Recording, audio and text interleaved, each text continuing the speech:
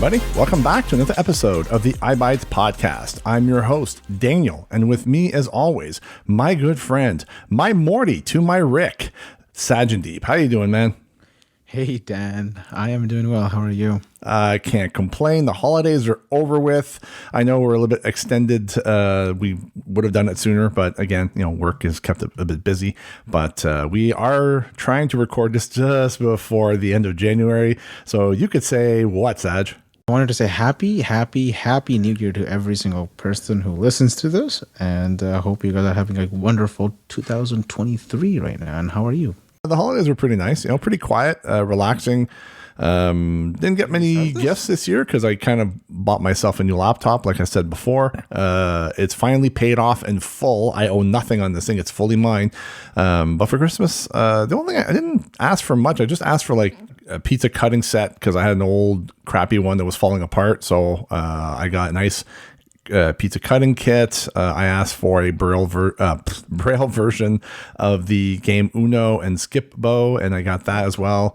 And other than that, it was pretty quiet. Spent time with the family, and that was pretty much it. How about you? How were your holidays? My holidays were awesome. I mean, I didn't ask for really anything. I just got a few T-shirts and stuff, but I didn't get anything too much. I bought things for myself or my parents, my family, but I didn't really ask for much. But have you bought any new toys lately, or for yourself? Besides the laptop, not really. This sounds ridiculous. This is how old I'm getting. I bought a new shower head. That's so exciting. I did that a couple of weeks ago. Where I live, I've been here for about over 12 years. And it had like a crappy little metal shower head, which I replaced it many years ago with one that has a wand, and then it has a tube, pipe that goes, kind of a hard rubber tube that goes from the wand to the actual pipe in the wall, and that way you can take the shower head off the hook and use it. I had bought that 13 years ago or 12 years ago, and it was okay, but after 12 years, I'm like, I should probably look at replacing it, buying a new one. Yeah. So I went to Rona, our local Rona store here, and my brother, and I ended up getting a Moen, M-O-E-N. It's a part of their magnetics lineup. They have a couple of shower heads in there. There's the Extract, and there's the Engage. I don't know what the Extract looks like, but the only thing I could tell that differentiates between both is the Extract apparently uses up to 1.75 gallons of water per minute, while the Engage uses up to 2.5 gallons per minute. So it has a bit more pressure. Basically, it's this big round 7-inch wide shower head, almost like a rainforest or rainstorm type of, but it's pretty strong. And then underneath it, you have another arm that swings out with a big magnetic puck that has your standard wand shower head with 6 different modes, and you have a lever between both shower heads to switch between either the smaller one, the big one, or both at the same time. But for me, I find that both at the same time, not a lot of pressure, but if you do one or the other, it has a lot of pressure. So definitely an upgrade compared to my older shower head. So I do not regret that. And like I said, that's how you can tell I'm getting old, when I'm getting excited over a shower fixture. Not as exciting as what you bought during the holidays. Yeah, I bought a couple of things because I had a heater in my room, and I plugged in a Wi-Fi outlet or a Wi-Fi plug that I used for my fountain outside. Mm-hmm. But in the winter times, I actually brought it inside always, and I plugged it into my heater. And obviously, I don't need a heater in the summer, so I used that plug only. Instead of buying 2 different ones, I only bought one that I just brought back and forth, according to the seasons, right? But I didn't look at how many amps it can support and versus how much the heater needed. And I just started using it, and all of a sudden the plug got so hot that it seized into the plastic of the device. And one day it just stopped working. I thought the breaker went down. And hold on, my computers are still working. What's going on? I touched the thing, I almost burnt my hand. But when I tried to pull it out, it just did not budge. I'm like, oh no. Yeah. So I'm glad it turned off on time on its own instead of causing fire in my room, because my room I think is your like parents might have been carpeted pissed and- off. Yeah, and You burned the house down. How dare you? so I tried like pulling out the cable.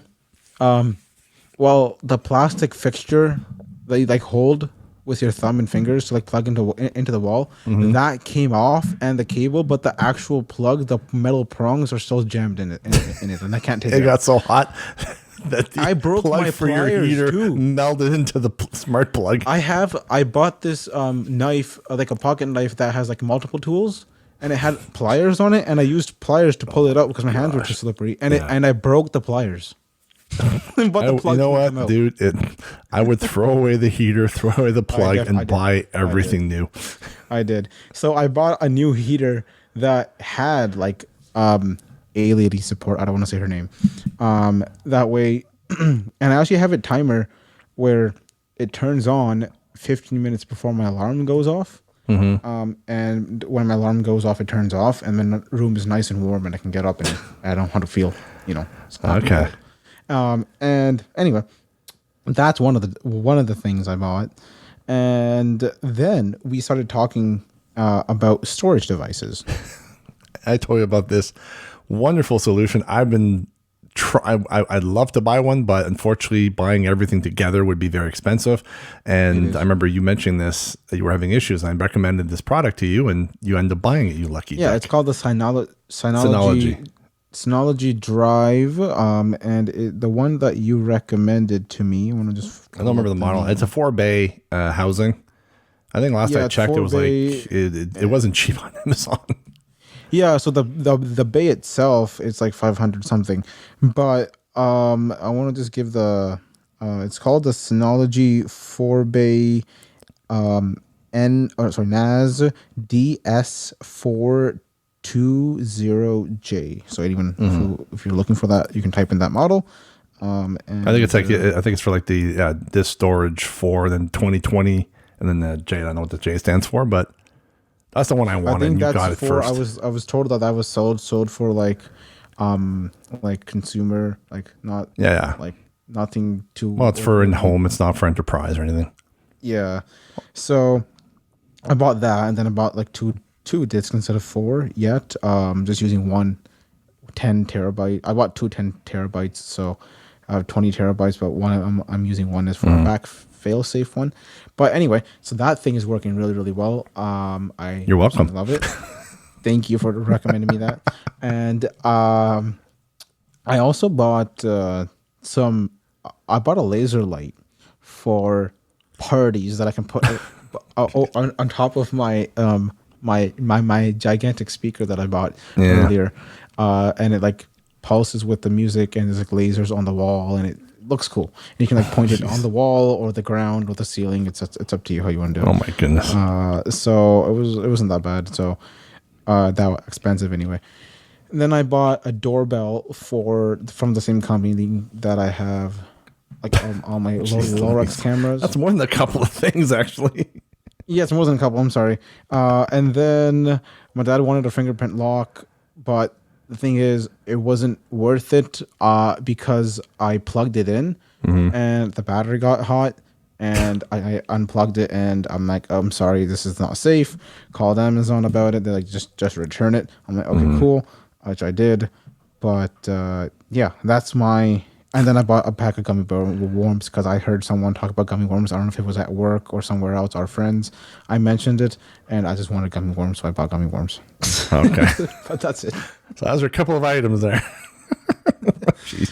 Yes, that was more than. You kind of overshadowed my my shower head. Jeez.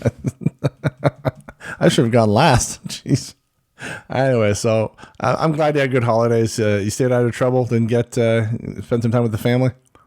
Oh, I spent a lot of. Yeah, we ate some good food. My brother's birthday fell in the same in the holidays, so we celebrated his 18th birthday, which is that's gotta suck though. Did your parents buy a gift for his birthday and for Christmas, or do they buy like one gift for both? One massive gift. Okay. too, because Yeah, we don't need to know. You told me what it was. So I'm like, you look, geez, look. Let's say your brother's extremely lucky to have that kind of gift. yes, So, but I think I already mentioned it on the podcast. I don't think you mentioned. I don't know. Probably did. Don't need to really say what it is. It's to say it was a very nice gift your parents bought your brother. Yes. Oh, it was part of you too. Anyway, so moving forward, so we got some news since the last time we spoke. The first item is that you put on the list was that Apple is now opening up third-party stores. That I think it was the European Union that kind of forced them to do this. So I think they have been told. Yeah, there are a couple of things that the union is forcing Apple to do. I think USB-C is one of them. I think Apple. So third-party stores is basically so you don't have to like use the Apple App Store to download stuff. You can. There will be other stores. Maybe they'll allow the Android store to come over or whatever. I don't know. I'm not sure. I don't know too many details about it. But like on the Mac, you can download applications from the website or the browser. Sorry, and so there are workarounds already on iOS, but Apple really quickly takes it down because they want to keep it secure and whatnot. Well, but that's what I was curious. Like, what do you think about iOS being open to third-party Apple app stores? Like, do you think it's a good thing, a bad thing? I personally, because this is not just allowing other third-party apps to be installed. This is full-fledged other app stores to be added. Yeah, completely app. Yeah, it's more app. Yeah, so I mean, it's.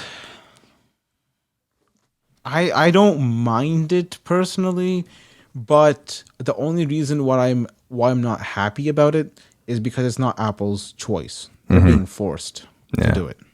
If it was Apple's choice, then that's a different story. But because governments are forcing the Apple or companies to do things this way, that's not right. Personally, I think Apple built the store. Apple, owns their own store and the software and the hardware. They should be able to do whatever they want with it. Yeah, I don't know. It's hard to like. For me, I the time I had the Mac, I did like the gatekeeper feature where you could actually, if you knew enough and you were knowledgeable enough, you could go in there and change some of the settings and say, you know what, I'm going to take the risk and allow third-party apps to be installed if I want to. I kind of hope they do the same thing with iOS, where you leave the default setting to the App Store, the iOS App Store, but then if somebody is knowledgeable enough and wants to go ahead and take the risk, then they can go into in the settings and then tweak it so they could change it. Say, well, allow App Store apps, and like the Mac does also have like you can set it. I think there's like 3 options. You have the App Store only, you have App Store and authorized apps, and then you have wide open anything you want to install. And I think when I had my Mac, I had that second option, the App Store and third-party apps that were authorized. So if they had something like that on iOS, I think that'd be fine. That would definitely make people happy. But no, I just hope that I'm with you. I'm not crazy about the government forcing companies to do to do what these government wants them to do. But we'll just see how it goes and how they implement it. Hopefully, they can do a good job at it and. It won't muck anything up for anybody else, but hopefully, yes. But well. But yeah, but it also falls into the other topic, sideloading. Sideloading kind of falls into it. I thought I just read about it. It kind of falls into loading things off of the browser. Yeah, so instead of having an actual app store, like another, I know, for example, the Epic. Was one of the big things they have a couple of years back where they were like suing Apple because Apple took them down because they had they wanted to get past the 30% or 15% cut that Apple was taking. So that's why the App Store, third-party App Store thing came in. But in the side loading, Google has this already. You have to go in the settings, and I don't remember where exactly, but there's a place deep down you have to go and to toggle something in order to allow side loading. But then when you've side loaded something, it resets it back to being closed. So you have to go back and enable that setting every time you want to sideload something, which I think I like that. It's for people who are not very tech savvy, who like myself, I just want the stuff to work. So something like that, I like that because I can toggle it when I want to, and then when I'm done with it, it just automatically switches back to it locks it up again. But I don't know. What do you think about this whole sideloading and all that stuff. Like again, if they're not being forced, I'm okay with Apple doing it the way that they want to open it, because I'm sure they're thinking about it, because lately they've been listening to customers and not trying to force customers to go their way. They're actually focusing on, hey, like for the longest time, people who had or MacBook Pro users were asking for HDMI ports and their ports back, and finally we've got those with the M1 version of the MacBook Pros. So I'm glad Apple is listening. They're doing it slowly, but they are coming with it with good ideas and good implementations. I think because this is a European Union that's forcing Apple to do this, I don't think this is going to show up in Canada or US right away. I think it's going to be more in the countries that are in the European Union, and eventually it will bleed into the North America. I know that, but it's not going to be like, oh, next day you update your new iOS and boom, automatically have side loading and third-party apps. It'll take a while before it bleeds its way to US and Canada, but I think it will start in like India or all those places in where the European Union is located. Right. That's it. I think, look, again, I haven't done any research. I'm like, this is a lot of hearsay what we're saying here, but yeah, I've heard a lot of podcasts say that. I'm like, oh, okay, cool. So don't have to worry about that right away, but eventually it will make its way to us. Right. Agreed. Before we move on to the next topic, I wanted to bring something up. macOS 13.2 was released and 16.1 was released to the public. Sorry, 16.3. macOS 13.2, which is Ventura 13.2, I would not recommend updating to it, because I have 3 Macs that have been bricked and it's stuck on the Apple logo, and if you don't have it backed up, you basically have to go to a third-party company to get that data off of it, because you have to erase the Mac to reinstall macOS. Yeah. It is a whole pain. I would not recommend doing it. Just wait. Honestly, you could do it. Like the main thing that you should always do whenever you update is always back up your stuff, first of all, just in case, because you never know when this kind of thing can happen. So if you back all your stuff up properly and then update, then okay, you haven't lost anything. Yeah, you have to wipe your computer and reinstall from scratch.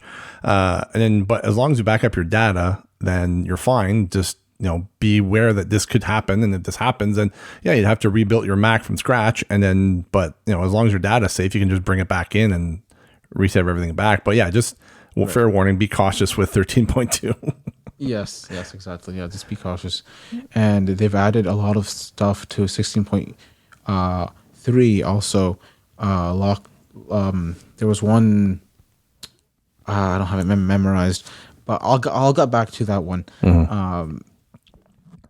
But you want to talk about... Well, there is actually one thing I wanted to insert. It wasn't in the show notes, but something recent I've noticed on my computer. I have a Alienware laptop with Windows 11 updated as far as it can go now. But if for any of our users who use JAWS and Windows 11, if you're using JAWS 2023 and Windows 11, I think a couple of versions behind of JAWS 2023. Well, let me explain. So first of all, in Windows, you can do the JAWS key F11 to pull up the list of taskbar icons. So in Windows, at the bottom right, you typically have your clock, and then you have icons, and you can go in your Windows settings, and you can, your taskbar settings in Windows, and you can configure which icons are always visible, which one are hidden. And by doing this, what happens is at the bottom right, you'll have your clock, you'll have icons, which are always there. And then to the left of the icons, you'll have a chevron icon. And if you press on that, it expands all the other icons, which are hidden.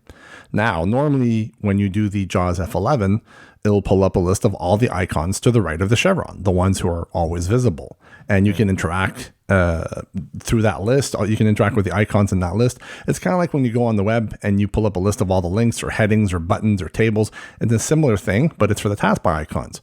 Now, I've tested this on Windows 10 and JAWS 2023, and it works perfectly fine. But on Windows 11, I've noticed that when you pull up the list of taskbar icons, for example, I have JAWS, NVDA, I have Zoom, I have iCloud. I have like lots of other icons which I've put on there because these are icons I interact with regularly. While with JAWS, the last two versions of JAWS 2023, when you pull up a list of icons, those icons aren't there. You have the Windows default ones like the volume, network connectivity, but your ones you customized or configured to be there all the time are not visible. The first update they did, it broke it, and JAWS was saying a lot more. It was saying something like Windows icon or something, and then it was reading the name of the icon. I don't remember the exact thing it was saying, but it had a lot of verbiage. And then the last update for JAWS 2023 partially fixed it by removing that extra verbiage. It still doesn't show the custom icons I put in there.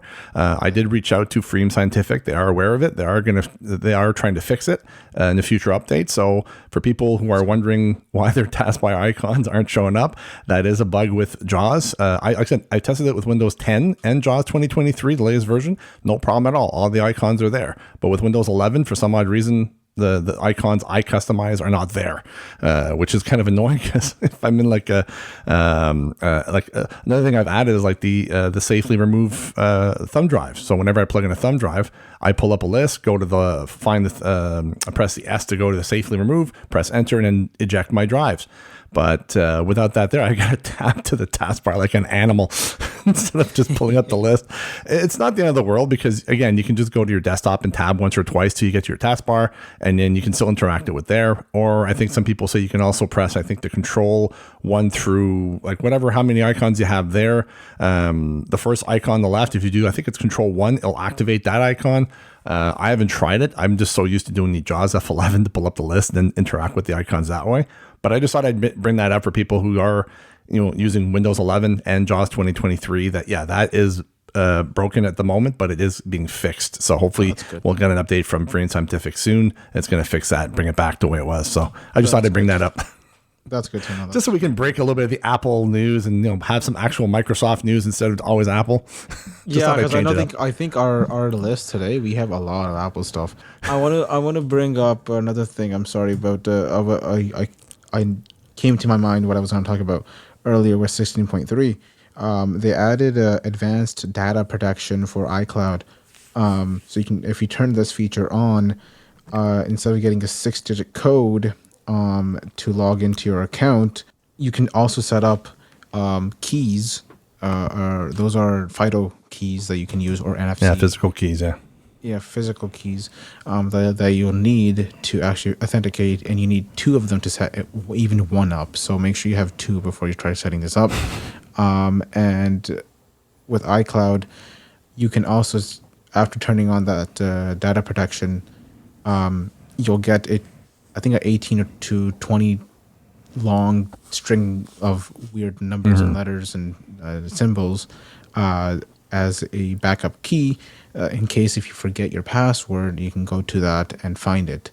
If you enable this, Apple has no way to recover your iCloud drive, your Apple ID password. Because right now, if you don't enable it and you forget your password, there is a website out there you can log in, and it will ask you about your devices, some serial numbers of the previous devices you bought, and it's a whole process of getting your Apple ID password. But if you enable this and you forget it and you lose that 20 or that 18-digit code, you're screwed. You are locked forever out of your account. So if you, it's a good security thing. Yeah. But if you are forgetful.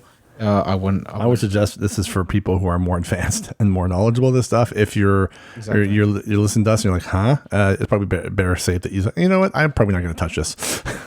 Right. Exactly. It's always good to have 2-factor enabled on everything you can, just as an extra precaution. I've done that as much as I can. Every single service I deal with has 2-factor enable. But I know Google has some keys, actual keys. You can have like physical keys. Those are a lot more secure because it's something that's on your person, just like your phone. But it's always good to protect yourself as much as you can. Daniel, you deleted Twitter.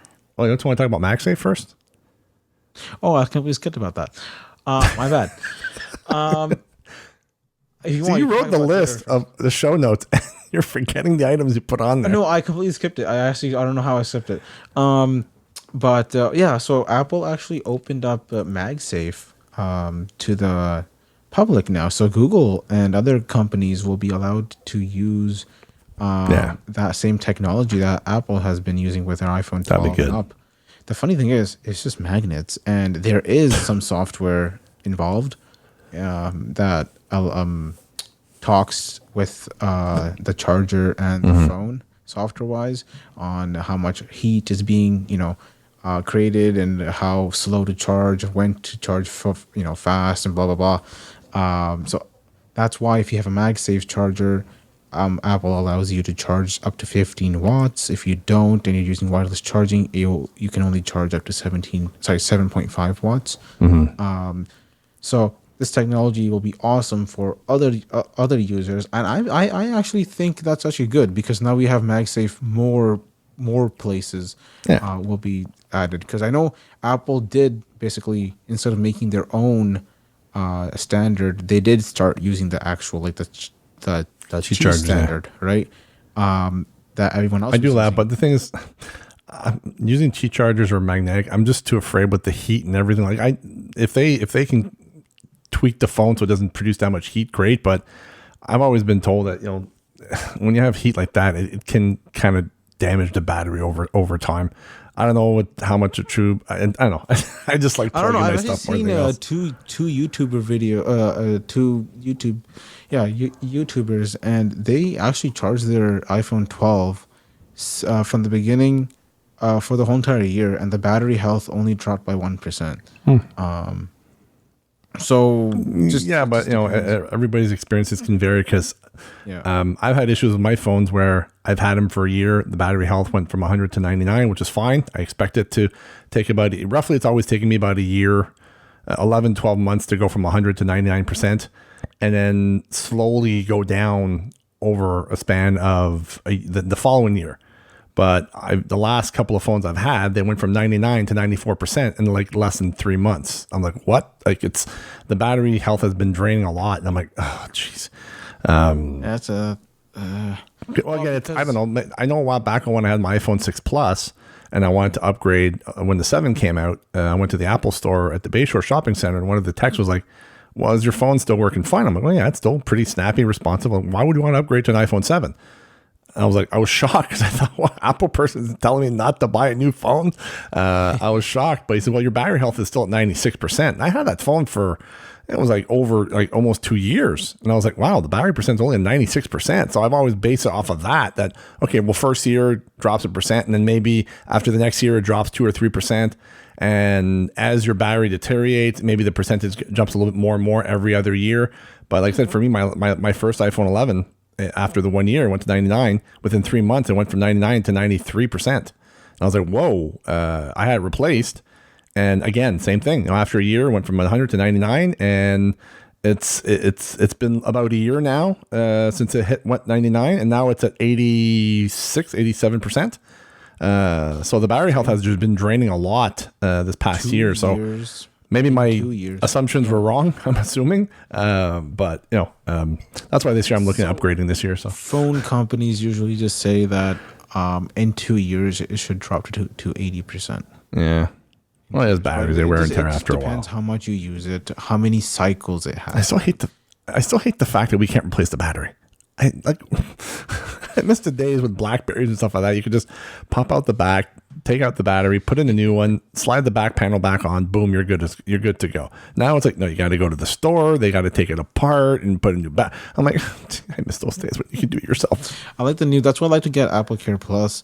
You just send your old phone in, you got to get but then you have to worry about transferring your data over and all that jazz. But at least you get a fresh new phone. Luckily, I looked. If you guys, by the way, if you ever do this feed, if you look at the actual model number, it'll tell you. There's a little hint I'll give you. If your model number starts with a letter N as in Nancy, you have a new phone. You got a brand new phone. Nice. If it starts with a P, it's personalized with a engraving. If your model number starts with a F, it's actually refurbished. Oh, damn. Okay. Yeah, so that's a Yeah, but when phones start as brand new and then come back and be refurbished, so do they change? Does that mean they change something in the serial number to say, okay, this was an N, now it's a P, it's an R now because it's a like? Would they actually do I don't that? know. I think I'm sure because they do open the phone up, and if there are like if the chip is bad, they'll replace that. Yeah. If this is bad, they'll replace it. But I think they'll give it a new model number. Not Okay. the serial number stays the same, but the model number changes. Okay, interesting. Didn't know that. All right. Well, next topic on the list. I leave Twitter. Yeah, you leave Twitter. So I packed my bags and screw you, I'm gone. No. All right. I guess you want to know why I left. yes, I do know. I would love to know why you left. Well, since I made that decision, a lot more has happened to validate why make me happy that I left. For those of you wondering what I'm talking about, so Twitter, as everybody knows, is a social network, and for a while, everybody used it for their news to communicate with people. And last year, Elon Musk bought it. And Elon Musk did a lot of interesting things or decisions. He fired a good chunk of the staff. And what I had heard is that he had fired those, like he put a line where it's like, okay, well, everybody that coded this much upwards is staying. Everybody that's coded from the bottom of the line gets fired. And which can be fine, but not all the positions require the employee to code. So, for example, the accessibility team, he fired the entire accessibility team. No word has been put out if they're coming back or not. It doesn't look like they are. He's made all sorts of interesting things. He's done a lot of interesting things on Twitter. One he's done recently, which I am a bit annoyed with, is that so a couple of weeks ago, as Twitter, like, I don't know if it's Facebook. I don't think Facebook doesn't have that many, but I know Twitter, you have third-party apps. And when Twitter first came out and they had an iOS app, the app was completely inaccessible. Third parties like Code Factory came out with Twitterific. You had other clients. Chirp was a good one for the watch. I'm blanking on some of them. You had Tweetbot and other brands. I used to love Twitterific. It was great. They had a third-party API they could tap into, and they could display the feed. They could implement features that Twitter didn't have. Some features that actually Twitter did eventually implement themselves. And out of the blue, 2 weeks ago, Twitter decided to cut off third-party APIs, and third-party apps stopped working. They didn't hear anything from Twitter. There was a internal message that said, yeah, it was intentional. It wasn't accidental. And then they found Twitter changed their policy to say, yeah, we don't support this stuff anymore. We don't allow this stuff anymore. So basically, you're screwed. You have to use a Twitter app no matter what. And I left before this news broke out last week or a couple of weeks ago. And the reason is I just wasn't using it that much. Besides posting new episodes of the podcast, which we tend to do through the eyeBytes Twitter handle, I just didn't find myself using it as much. And everything going on with Twitter, I'm like, you know what? I'm just going to jump ship. Like, it's not because it's Elon Musk took over and everything was, the shit was hitting the fan. I just found that I just wasn't using it as much, and it was just sitting there collecting dust. I'm like, why am I keeping this here? I even deleted my Instagram account, just so you know. Like, it's not just that. Like, I did a cleanup of a lot of my accounts, and I was like, well, I've had these social network accounts for a long time. I barely ever use them. Why am I keeping them? So I decided to, those I didn't use anymore, I'm like, I'll delete the account completely and delete the app and just clean up as much as I can. And Twitter was one of them. I kept the Twitter app because for the eyeBytes Twitter handle, I deleted my personal Twitter account and I deleted my personal Instagram account and deleted the app. I know we have a eyeBytes podcast Instagram account. I'll let you take care of that one. I'm just trying to clean up my phone. And after I saw this third-party fiasco last week or 2 weeks ago, I'm like, I'm glad I left. I am on Mastodon, so you can find me on Mastodon. I think I'm at That Blind Canuck at dragonspace.space. No, sorry. Let me rephrase that. I'm at That Blind Canuck. Sorry, at That Blind Canuck, which is a Canadian thing. So ThatBlindCanuck at dragonscave.space.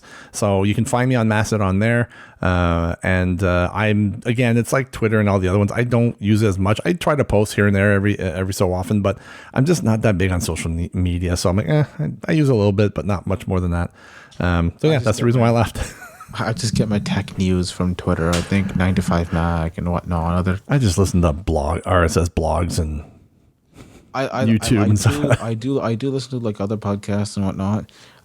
Double Tap Canada is one of them. That they do. Shout out to Stephen Scott and Sean Priest, who's recuperating from his injury. And if you heard that, apparently Mr. Sean Priest took a tumble and hurt himself pretty badly. That he's been off the radio for a while. So hashtag friend of the shed. Hopefully he gets better soon because, we need Sean to keep Steven in check or else he'll go to the dark side and start buying a lot of stuff again. But he's going to turn into me then, eh? Pretty much, yeah. Just buys everything Apple. I'm surprised you haven't put your money down for the Apple AR goggles there. I'm sure I will. There's more and more rumors coming out that this is coming out soon. It's actually probably a real thing. I don't know. It was supposed to come in January this month, and it got delayed. Yeah, we'll see. March now. We'll see when it comes out. It comes out. I think that's a starting price, a rumored starting price at $3,000. Yeah, US most likely. So. I'm not surprised they'll put it that high because it'll be a new product.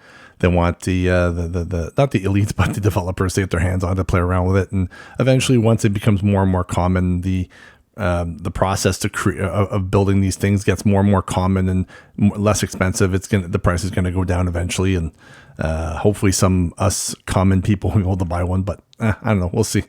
I don't plan on buying one anytime soon. Yeah, no, I won't buy it. Because when the first Apple Watch came out, I didn't buy that one. I bought the the SE. This is my first Apple Watch, and I'm glad I waited. Because before, most likely it's gonna do the same thing where it's going to use the iPhone a lot, and it's going to be slow, most likely, at the first couple of generations. But then when it starts to be its standalone device, I think then it will be more worth it to buy it. But anyway, it'll be really, really cool to check it out, though. Moving on. CES 2023 happened. There was a couple of things I heard about that was rather interesting. Nothing really overly exciting except for one specific thing, which a lot of people seem to be talking about. Let's see. Hold on there. I got a page here from I think The Verge with the top thing. It's called a U-Scan. It will read your pee. Wait, what? It's a device you put in your toilet. I don't know if it's its own toilet or if it's something you add to your toilet. It's called U-Scan, and it will scan your pee. So it'll tell you like how much water you're I guess, your health, what's in your pee. I don't know. I heard a lot of people talk about this, and I don't know the details, but I just thought it was pretty funny to hear. Last year where there was a whole contraption for a cat or some animal, that it like tracked its weight, how much food it was taking, and every single thing. They'll come up with this. Now they're bringing it to humans slowly. From what I've heard, like a lot of people, what happens is CES is so big that when people walk in, the first thing they see is the first thing they report. The greatest thing since sliced bread, or the greatest thing this year, and it's the first thing they see when they walk in the doors. And apparently, right. I'm guessing this was one of them. This you scan thing. I just like, oh my goodness, really? Like I don't know. I'm guessing you're probably gonna buy one of these when it comes out, but I don't know, man. I don't even have smart water bottles, so I don't know. Yeah, I think it's from Y Things. I think. I don't know. I didn't actually follow CES this year as much as I did last year. Yeah. Last year, I think I had more fun watching more videos. Well, some of the stuff that The Verge has here, LG's 97-inch wireless OLED TV. Oh, I want that one so bad. This thing is pretty damn cool, actually. Wow, 97-inch. That's freaking huge. Yeah, that's how much. I'm trying to get a 120-inch TV in my basement right now. If maybe if you have the vision, it's worth it. For somebody who's blind, don't waste your money on this. Just buy a simple 50-inch TV. If you have, like, I remember when I had some vision, I had bought this most of my family had like these 40, 50 inches TV. And when I had some vision, some usable vision, enough that I could, walk around with my cane. I could see well enough that I could play video games, stuff like that. But for me, I'm like, you know what? I'm going to splurge. I bought a 61-inch rear projection TV, and I loved it. It was great. It was worth it for me because with my little vision, I was able to actually sit 6 feet away and see the screen fairly well. Like, it wasn't perfectly sharp, but it was enough that I can make out the characters, like when I was watching like Star Trek or something like that. But now that I'm completely blind, I'm like, I'm not wasting my money on big screen TVs. Well, yeah. I spent $800 on a 55-inch Samsung TV, and the only reason why I got rid of my other LG TV that was working perfectly fine is because the Samsung had a built-in screen reader, and I wanted to be able to turn the TV on and off, switch the inputs without having to ask somebody sighted. I could do it on my own. That's the only reason why I got rid of my 1-year-old LG TV to get a Samsung Smart TV, because it had this built-in screen reader. So yeah, my new LG one that I have has a built-in screen reader, and it's awesome. Actually, I can ask it my LED to turn on. Yeah, I don't want my TV to be that smart though. It's just it's pretty cool. But this new TV that you were talking about is actually pretty nice, because the actual hub that you like plug in all the HDMI cables and whatnot, you don't plug it into the TV at all. No, that's why I said wireless. It's a wireless hub that you plug in separately that you can hide wherever you want. It has to be in a certain, like, I think 30 feet, so it has to be like in Bluetooth range of it, and you can hide it wherever you want, like maybe where you keep all of your entertainment stuff, and the only cable that's coming out of the actual TV is the power cable. I just hope that the signal going from the box to the TV, it's not too sluggish, or it's actually snappy and responsive as if you had a cable plugged in. Is this now the thing that you're looking at? Is it actually out? Can you buy it? I don't know, dude. I'm just looking at the best things in DC. Yes, thing that they display it once and then 20, 30 years later it comes out. because if it comes out now, if you could send me the link to it, actually, I may consider buying it for the basement. Wow. They say here this TV 97-inch is going to cost $25,000. I'm guessing that's probably American. Oh no. Okay, never mind. While it's 77-inch OLED is only $2,900. Oh, only $2,900. Wait. Yeah, but I don't think that's a wireless one. I think that's just a regular. I don't know. Maybe it's a wireless one. I think maybe the 97-inch is like $25,000 and the 77-inch is like $2,900. Okay, you're saying that's expensive? I was actually looking. Well, no, $2,900 for a good TV is not that bad. It's like, for me, it's expensive because, again, I have no vision, so I don't see the point in buying extremely expensive. I thought you said 20,000. No. The 97-inch is $25,000. Oh, okay. So the 77-inch, it says here, that is. But is it the same thing though? Like the same wireless connection thing, or is it a different thing? No, I don't. It doesn't really say if it's. I'm guessing it could be a wireless model as well. I don't really specify if it's a wired one. It just says that the 97-inch is $25,000 and its 77-inch is $2,900. Okay, I gotta check that one. Because so I don't know. I was browsing TVs on just the Google page, right? Though, and I came across a TV from LG, which was $100,000. Oh, I'm not surprised. I flipped upside down. I'm like, wait, what? So when does it come in the mail?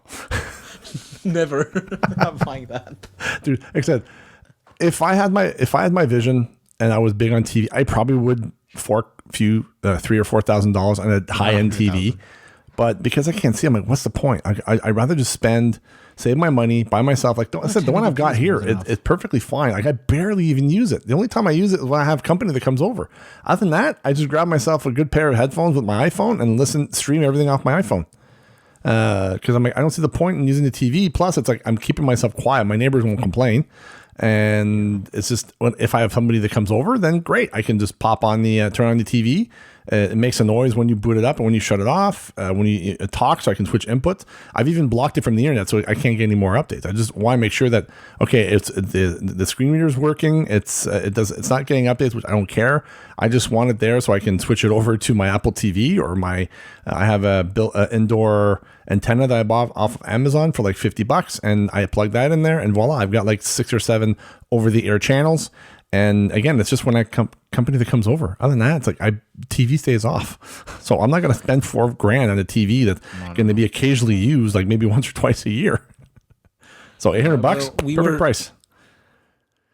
We were actually thinking. I was just going through different options because we have projectors.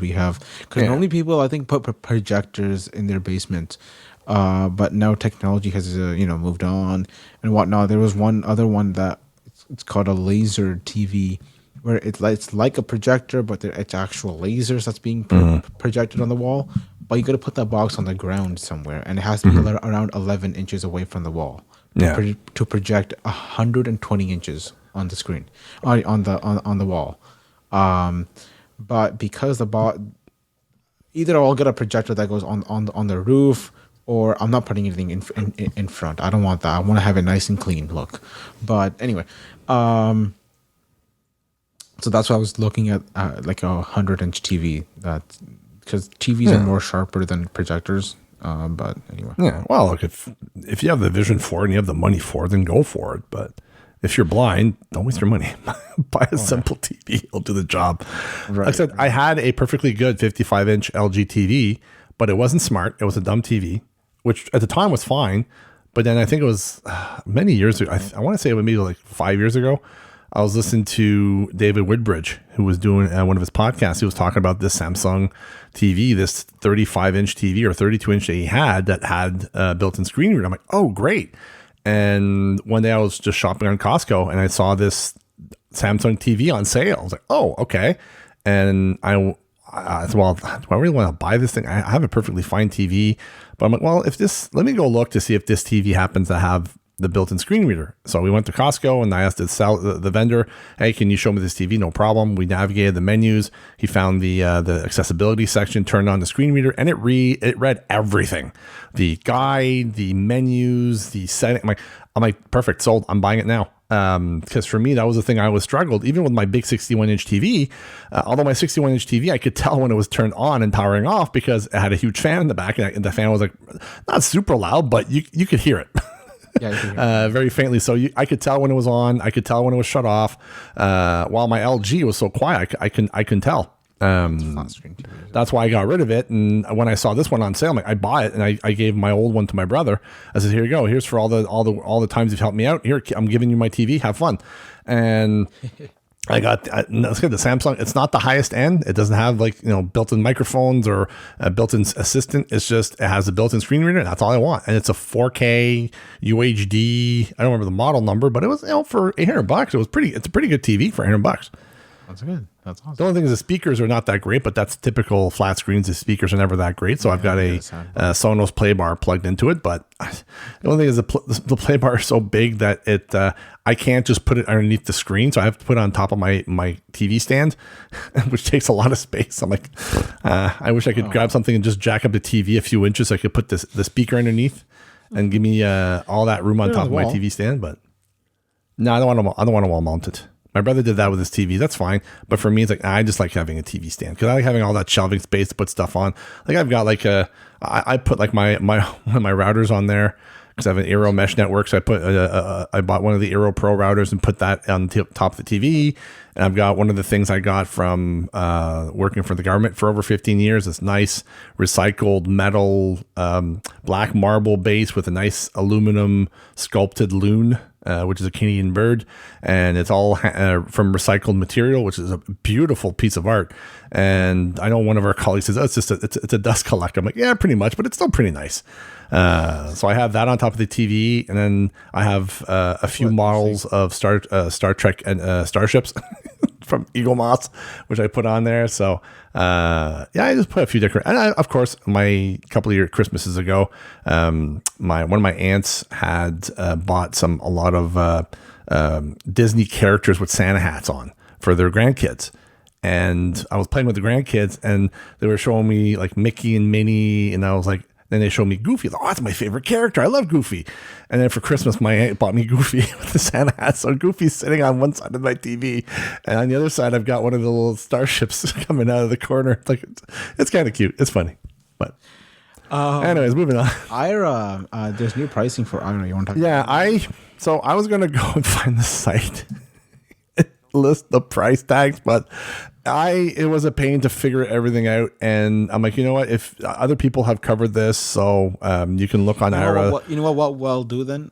We can post the link in the show notes. Yeah, if you can find the link for the price. I was hunting around and it was like linked. Oh, get details here. And then I was looking on the site. I couldn't find the price tag. And there was another link to another page. And I'm like, really? Like, just give me the page with the price tags. Let's quickly talk about what's happening. Well, because I think they were noticing from what I heard that a lot of the calls that were coming in were the free calls, and it's not sustainable. So they decided to change a little bit more. I think we mentioned this before, that they were changing, I think the free calls every 5 minutes. It's the first 5 minutes. It used to be every 24 hours. Now it's every 48 hours. And those who were paying customers could use their 5 minutes, free 5 minutes every 4 hours, but now it's every 12 hours. And from what I heard, those who have the current pricing is still good until end of January. I've never used AIRA. I have it, but I've never used it because I just call my family members instead to help me out. You use Be My Eyes. Not really. No, it's just for me. Like I'm grateful they're there. AIRA, I'm grateful that's there because if ever I need it, it's there. I can use it. But for me, it's like most of the time I just call my family. So for me, I never really found a need to use AIRA or Be My Eyes. But I do understand that, yeah, a lot of people out there find this is a valuable tool to have, and it's a must have. And that's great if that works for you. For me, I just didn't find a use for it for me. That's why, but like I said, I have the app, it's installed, it's there. If I ever need it, it's there. But for me at the moment, I don't have a need for it. So the way I actually used Be My Eyes to actually build my computer desk. Nice. So I called a volunteer and she helped me read the instructions, pause it, and all that stuff. So I could these screws up for this. That must have taken more than 5 minutes. Yeah, it definitely took, but I used Be My Eyes, not AIRA. Oh, okay. Yeah. So, but I did that, and another thing that I like to use Be My Eyes for is whenever I take my bike to a let's say I want to go to the bank or the store, but that plaza has other stores, right? So when you put the address at the GPS, it will take you some parking lot and it'll say the destination's on your right. You look to the right, it's not there. At least you think it's not there. And then what I like to do is I pull out my phone, call Be My Eyes, and tell them, hey, I was trying to look for the bank. Can you please tell me where it is? And I'll just point my phone around it in a circle. They're like, okay, it's that way. I'm like, all right, cool, awesome. And so that's how I use it. And AIRA could would have access to your GPS and can tell you exactly turn left 20 feet and voila, right in front of you, 100 feet away is the bank. So AIRA has that capabilities because it's more professional. Yeah, it's like the people behind the other line are professionals, or vetted, they're hired, they're trustworthy. While Be My Eyes, it's all volunteers. So let's just say that I wouldn't do my banking with somebody from Be My Eyes. I probably would feel more comfortable with somebody from AIRA. Just getting the location where. Getting a location. Yeah, that's fine. That's not to do banking. No, checking your bills and Be My Eyes. I wouldn't not necessarily trust them. I trust them for small things around the house here and there, but most part, I wouldn't for personal stuff. I wouldn't trust Be My Eyes. AIRA more likely yes, because they're vetted, they're professionals. Right. But again, for me, I have my family. I just call my nieces or my nephew or my parents or my sister or my brother. And I said, hey, you remember you said you loved me? I'm your baby brother. You love me. Can you help me out with this? I need your help. The price tags have changed. They're very confusing. There's a retailer price, I think, and an offset price. I'm not too sure how the pricing works exactly. Like I said, other podcasts have gone into in detail.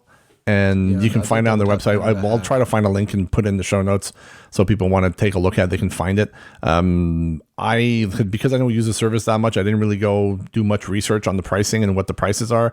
There's I think silver, platinum, and gold plans, and then each plan has 1, 2, or 3 stars.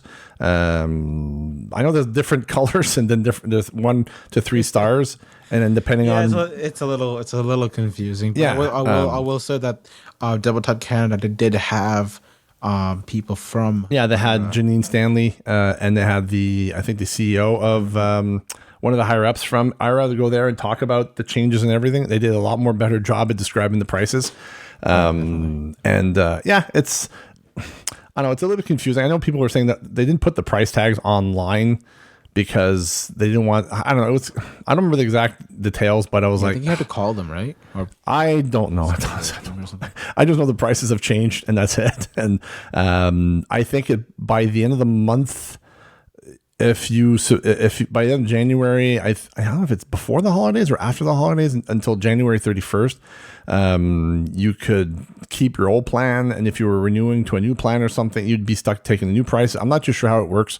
Like I said, there's other podcasts who talk about this more in detail, but yeah, just be aware that the prices will change in the next month or from now until end of February. The plans will change but have fun. Yeah, have fun. Love it. Sorry to go back to Apple, but Apple's butterfly keyboard lawsuit? Yeah, lawsuit. And how you can get up to $395. Now, I can't remember if that's Canadian or I'm guessing that's American. I think it's American. Yeah, I think it is. Yeah. Damn, I should have kept my Mac. I had the one with the butterfly keyboard. But no, okay, I'll tell you how this works. So there is a certain pricing depending on what you do. So you don't get anything if you haven't replaced, if you actually haven't gotten. Remember they did a repair if you bought your Mac with a butterfly keyboard, that they will go replace your keyboard for free, right? If you use that service, then you can get it. If you replace only one key, I think it's only like $50. If you replace multiple keys, it's this much. Or if you replace the whole entire keyboard twice, then it's like $395. Jeez. But it has to fall in those guidelines. But if you haven't replaced, if you just bought a Mac and you never replaced the keyboard and the keyboard was working fine for you, you don't qualify. And you can't just go check that because Apple will check your Apple ID and your records to make sure that you actually. It's okay. I sold my Mac, so I don't really worry about it anymore. I did too. I never really had a problem, honestly. I bought my Mac knowing full-fledged it had that keyboard, and I said, you know what, I'll deal with it. And yeah, eventually I kind of I hate this keyboard. That's why I bought the Logitech MX keys, and I have it paired to my work computer, my personal computer, and I had it to my phone. Now I removed it from my Mac and I put it on my new Alienware laptop, so I can easily control all of my devices from one keyboard. I really wish this thing had more than 3. I wish I could plug in like 5 devices on this thing because I'd like to be able to plug both my work phones on there. Yeah. But unfortunately, no luck. No, it's. I'm glad they're recognizing that keyboard was not a good idea. I despise that keyboard. I'm the kind of guy that when I press it was a little shallow. But I mean, not a lot of travel. That's the thing. There wasn't a lot of travel off that thing. Yeah, it wasn't. But I mean, I got used to it over time. But going back and forth, my Logitech and this one it's a big difference. Yeah. And then going back to the scissor switch is way difference. Because I didn't have a Mac before a MacBook with scissor switches before. I guess my dad's 2011 MacBook Pro, but I didn't use that daily. So oh damn! Speaking of my keyboard, one of the pads just fell off. Oh no! It's time to upgrade. Apple Books launches AI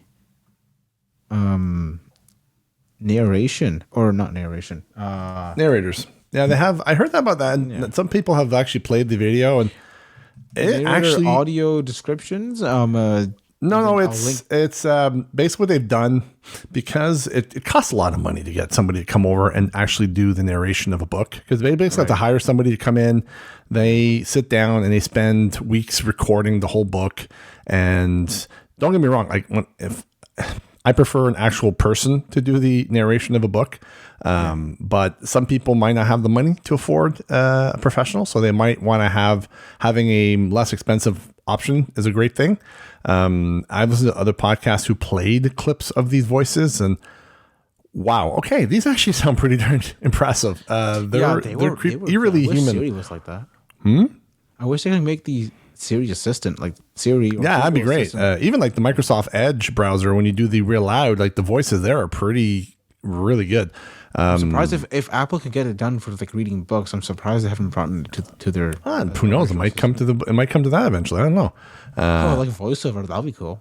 Yeah. But by the way, I do have the link below. We have the link to the show notes, so if people want to look at that, they can test them out. But yeah, I listen to them like creepy how they sound. Really, like they sound. I would definitely like. I'd rather have that than nothing at all.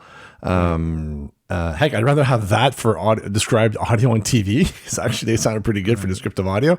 But this is for books. So when you have an audio book, you have somebody who reads it out loud. Well, this is artificial. Like they use AI to be able to produce a voice that reads out this book, and it actually sounded pretty good. Like it's not. Don't get me wrong, human's much better, but it's pretty creepy how they sound really good. Like, do you listen to audiobooks? Friends actually recommended me a book to listen to, and I downloaded it. Actually, I bought it last week.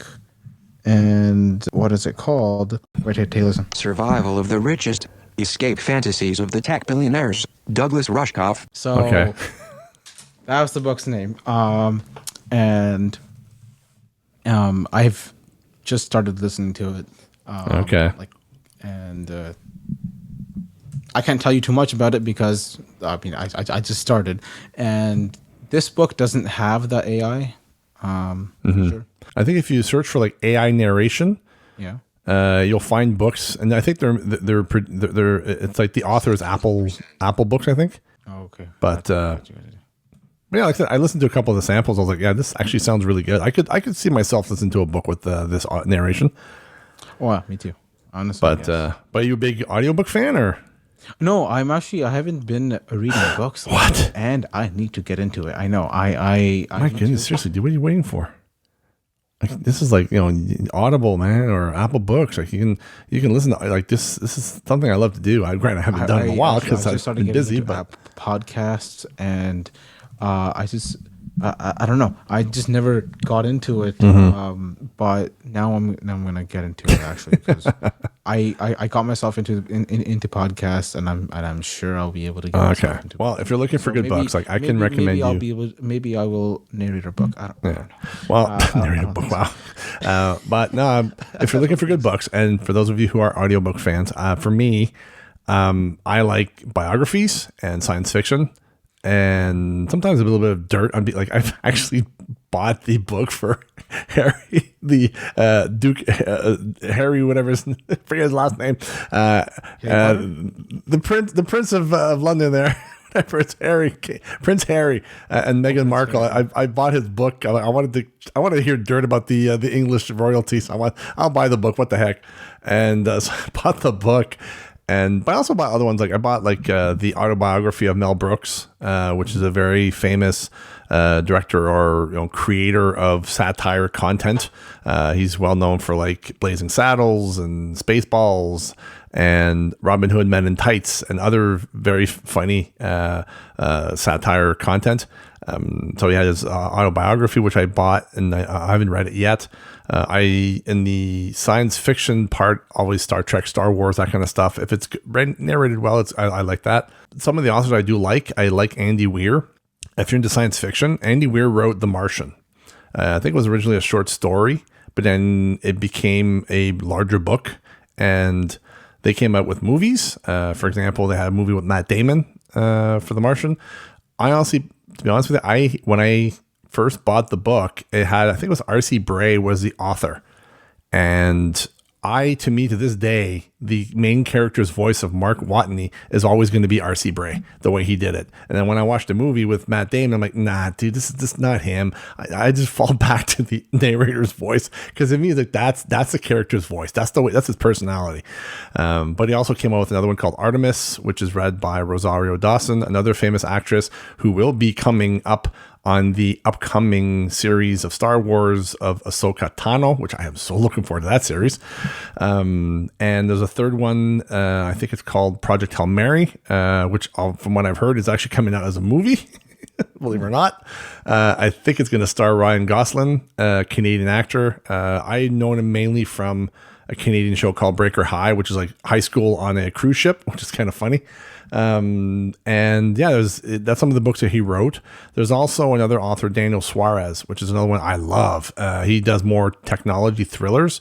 He's written a lot, like Damon, Freedom TM, bloody heck, he's done Influx. Like there's so many. I'm blanking on a lot of the names, but he's done so many of them that it is like I love the story. Like even I think it's Jeff Gerner, I think, who does narration, and he does such a good voice that I love listening to any new books that he comes out with. Daniel Suarez, I have to download it and buy it. I love it so much. And the last one they did was Delta V, which is about outer space mining. And I think there's a sequel coming up this year, which I already pre-ordered. But there's also other ones like Dan Brown is another one I like the Da Vinci Code, Angels and Demons. Anything that he did with the character Robert Langdon, which in the movies was portrayed by Tom Hanks. Any of his books with that character I like.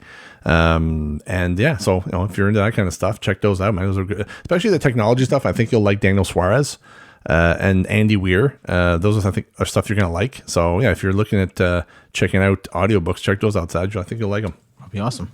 You can actually send me those if you don't mind. I'll try to send you those. Yes, I'll send you the name of the authors, and you can search for the authors on Audible. I'm pretty certain they're going to be on Apple Books as well, because they were recorded, and I think you can get them everywhere. Awesome. But yeah, so next. So we got new products. You said, yeah, new products. M2 Max came out with the M2. So M2 MacBook Air was already out. That came out earlier last year. But they've refreshed the MacBook Pros with the M2 Pro and the M2 Pro Max, or the M2 Max chip. And they updated the Mac Mini, which is awesome because they actually reduced the price by $200. And was it 100? Sorry, yeah, it's 100. Yeah, it's 200. Wow, is that something new? Because I was looking at a different. If you have education pricing as well, okay, that, and it dropped quite a bit, because before it was 800 something Canadian, now it's 600 something. If you get it from the education pricing, but which is awesome. I'm glad Apple reduced the price, and the Mac Mini also comes with the M2 Pro chip. Yeah, M2 Pro. Yeah, it should be. Before it was just M1. That's it. So that's nice. I'm surprised they haven't updated the iMacs with the M2 yet. Oh, that's coming. But, I think they'll do it this year or next year. Yeah, they're getting to it most likely. New HomePod, second generation came out. So like the first, I was surprised because I thought HomePod was dead, and I have two of them, two HomePods and two HomePod Minis. So from what I understood, they're identical to the original one, except they have a newer processor. I think they're using the S6 processor, I think, or. No, so they're using the latest Apple Watch chip, but before they were using the Series. The funny thing is, never mind. But before they were using the iPhone 6, which was the A8 chip.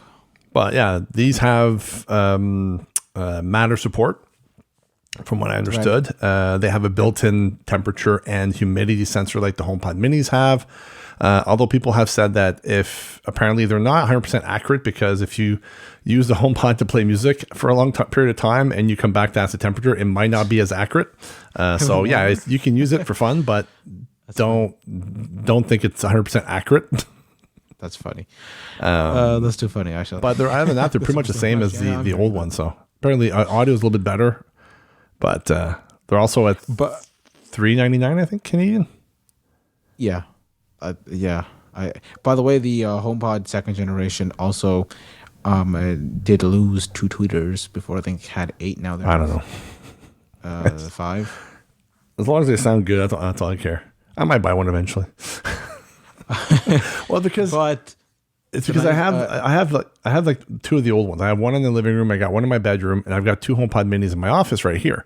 And now with iOS HomePod 16.3, they've enabled the humidity and temperature sensor. And the HomePod mini, by the way. The mini, not the HomePod first gen.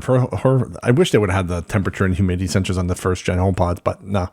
But I'd like to have had the hardware for a while, but they never enabled it. Yeah. So I'd like having a temperature sensor in each room so I can know what temperature it is. Even if it's not 100% accurate, I still like to know.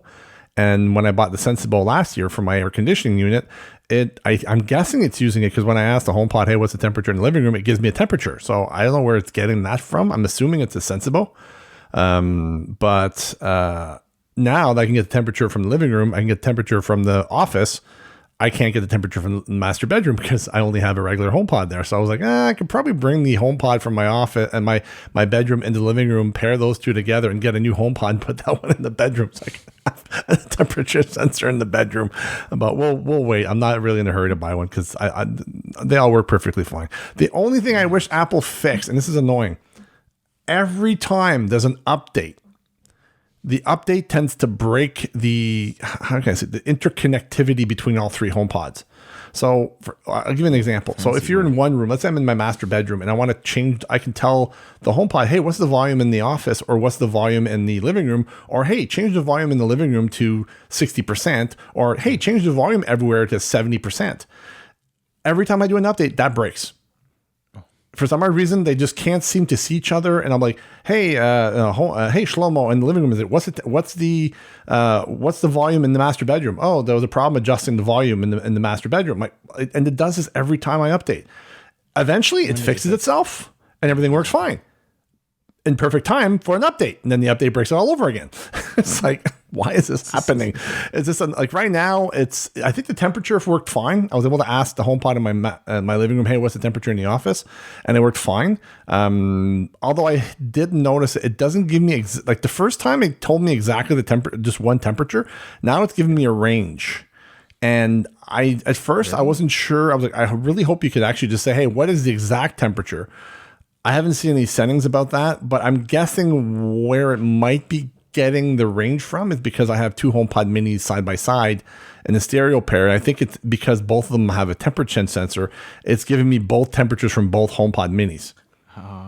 I think. I'm not sure. I wish it could say, hey, you know what? Yeah, this HomePod has 20 degrees. This HomePod has 19 degrees. Let's round it off to 19 and a half degrees, something like that. Instead of having, it ranges from 19 to 20 degrees. I'm like, I wish it would just give me one temperature instead of a range. But if anybody knows how to fix this, hey, let me know. I'd be great. I'd be grateful if there's a way of fixing it so it just gives you the one temperature. That'd be great. But I haven't found anything online or on my the home app. So, yeah.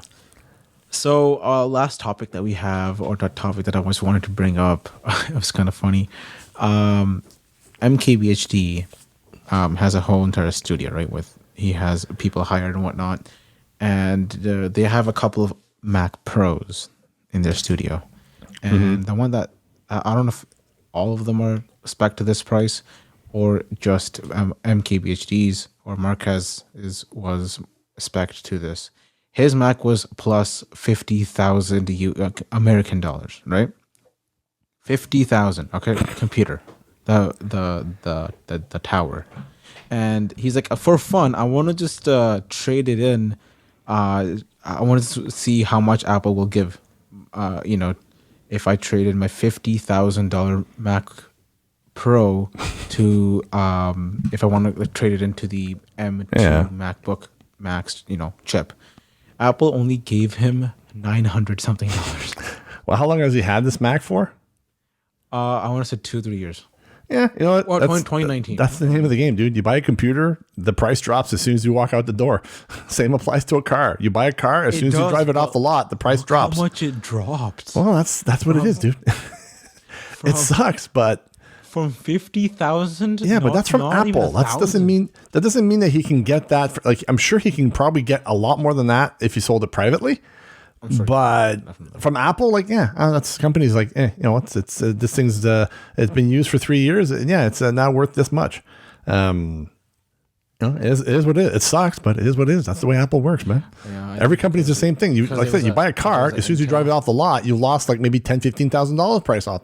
Like, I don't know what the exact amount is, but I've heard my parents and my brother and family members tell me every time that, you buy a car, as soon as you drive it off the lot, the price drops.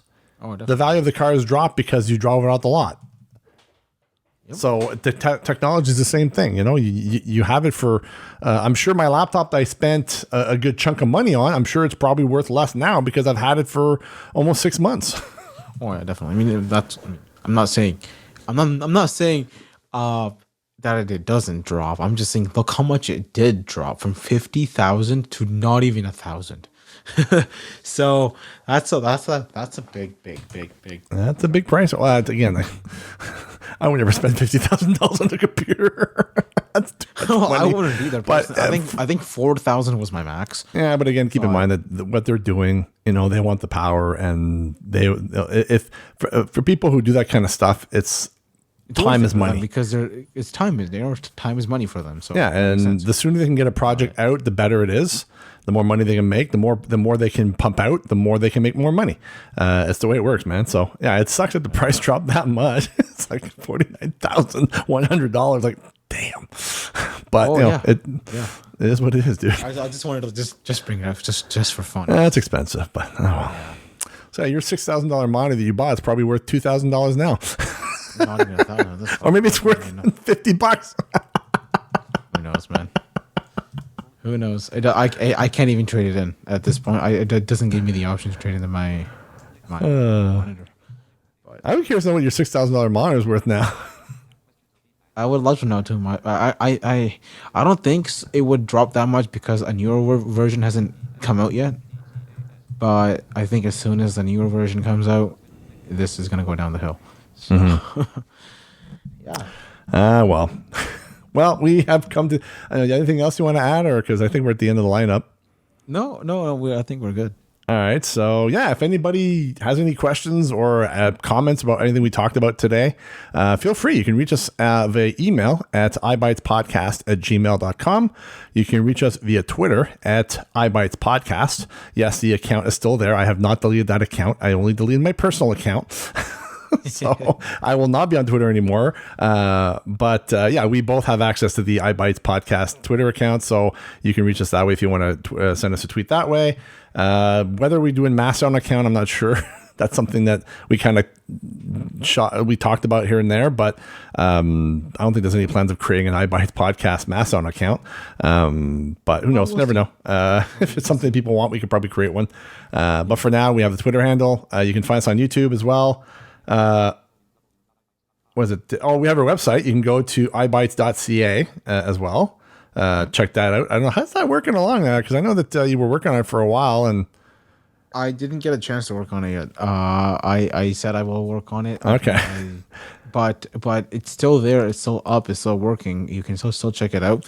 I do upload the latest versions of the podcast and whatnot and the show notes on the podcast page. I know that there are headings. There is only heading level 2. Yeah, it's not compliant with WCAG guidelines. It drives me crazy because it's just H2s all over the place. So I need to. Unless we had headings, so we can navigate by heading at least. Yes, at least there is. They're not proper hierarchy, but at least they're there. Yes, I agree. But I'm getting on that. That's good. Well, it's just in case people don't know the thing. You're not compliant with the web content accessibility. We know it's not compliant. I'm not. I have no hands in the website. That's your responsibility, not mine. You're younger. You're more energetic. I'm old and lazy. I'm like, screw it. You take care of it. I don't want to do it. So if something happens with the website, blame Sajan, not me. Yeah, thank you for fighting my.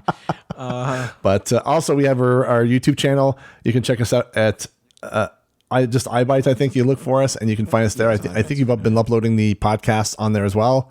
So all the podcasts are on your YouTube channel. Yep. So anything else you want to plug or? No, that's it. No, we're good. Well. And please, people, Thanks for listening, guys. Happy New Year. And yeah, and please, if you like what we do, please go on the Apple Podcast app and rate us. We'd like that very much. To get some 5-star ratings or whatever you think is fair for us, preferably 5 stars. And if you want to come on the show, you can send us a voice message with Anchor. What's the website? You know? I think it's just anchor.fm. I think. Yes, it is. Yeah. But I think it's isn't it like ANCHOR.FM or is it ANCHER?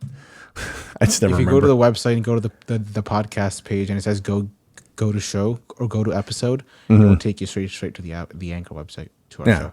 So you can do it that way. All right. Well, nothing else to plug. So that's, if you have any questions, comments, or just want to say hi, feel free to send us an email or send us a tweet, or go on our website. You can fill out a contact us section there and send us via email. We'd love to hear from you, man. Oh yeah. By the way, we do have a phone number. We do? We do have a phone number. Is it working? It's also on the website. Don't have the voicemail set up yet. So the voicemail is set up, but there's no like greeting to it. So you can call, but I will set up the greeting soon. But you can. We'll set up the greeting soon. Sorry, we should do the greeting together, not just you, because I'm part of this too. Oh yeah, definitely. Yeah. We're gonna do it together. And I'll send you the number right now. It's actually 317-934-4334. So yeah, you can call us there. Want to repeat that number again? Yeah, I can actually repeat the number again for you. It is 317-934-4334. Great. Yeah, and it goes straight to the voicemail, and you can even text that number if you really like to, actually. And if you want to text it, and you can, or I will, or Daniel will read it. I don't even think I have access to the number, so I think I can post the messages to you. That way, you can also read it. Okay, yeah. We'll try it. We can chat add the number to the show notes as well afterwards. Yeah, for sure. So, but yeah, so that's it. Yeah, if you want to reach us, you know how to reach us. And I was Daniel, your faithful host, and with me as always, my good buddy here, Saj. And thanks, Saj, and I hope everybody had a good holidays, and we'll see you guys next month.